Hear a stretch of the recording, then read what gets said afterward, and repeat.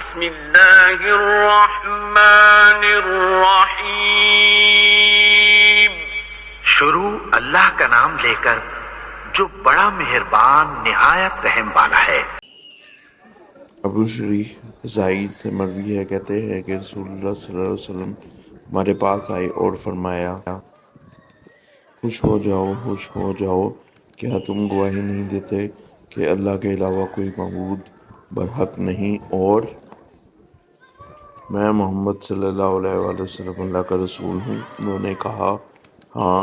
آپ نے فرمایا، یقیناً یہ قرآن ایک ذریعہ رسی سیڑھی ہے جس کا ایک سرا اللہ کے ہاتھ میں اور دوسرا سرا تمہارے ہاتھ میں ہے، اسے مضبوطی سے پکڑ لو کیونکہ اس کے بعد تم کبھی بھی گمراہ اور ہلاک نہیں ہوگے۔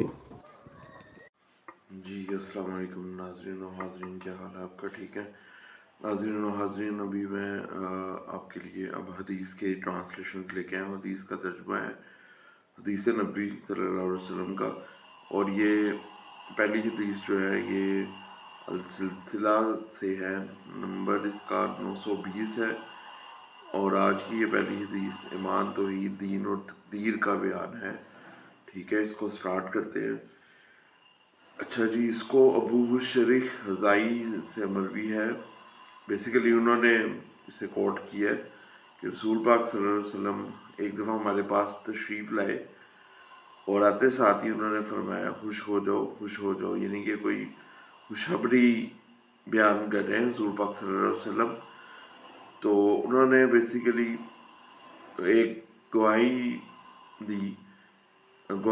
لے رہے ہیں اپنے صحابہ سے، کیا تم گواہی نہیں دیتے کہ اللہ کے علاوہ کوئی معبود برحق نہیں، اور میں محمد صلی اللہ علیہ وسلم اللہ کا رسول ہوں؟ بیسیکلی وہ اپنے صحابہ کو خوشخبری دے رہے ہیں کہ اللہ تعالیٰ نے جو دین اتارا ہے، جس پہ صحابہ کرام اس وقت ایمان لے کے آئے تھے، وہ ایک دین حق ہے، اور معبود برحق اللہ تعالیٰ ہے، اور اللہ کے سوا کوئی عبادت کے لائق نہیں، اور رسول پاک صلی اللہ علیہ وسلم اللہ کے رسول ہیں۔ یہ انہوں نے بتایا اور خوشخبری کی صورت میں بتایا۔ تو پھر ان کا مکالمہ آپس میں ہو رہا ہے، وہ انہوں نے کہا جی ہم نے کہا ہاں۔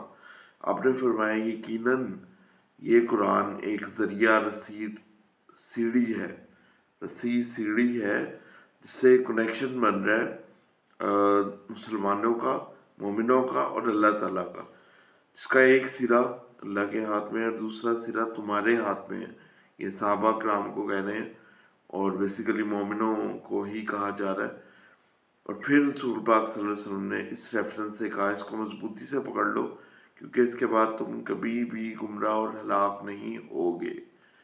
ماشاءاللہ رسول پاک صلی اللہ علیہ وسلم نے یہاں پہ پورا ہمارا دین بیان کر دیا اور بتایا کہ یہ رسی اگر مضبوطی سے پکڑ لی جائے قرآن کے ساتھ، اور رسول پاک صلی اللہ علیہ وسلم پہ بھی ایمان لا کے کہ وہ اللہ کے رسول ہیں، سارا کچھ ہی انہوں نے خلاصتاً بیان کر دیا، تو کبھی بھی ہم گمراہ اور ہلاک نہیں ہوں گے، ہم کبھی بھی بھٹکیں گے نہیں۔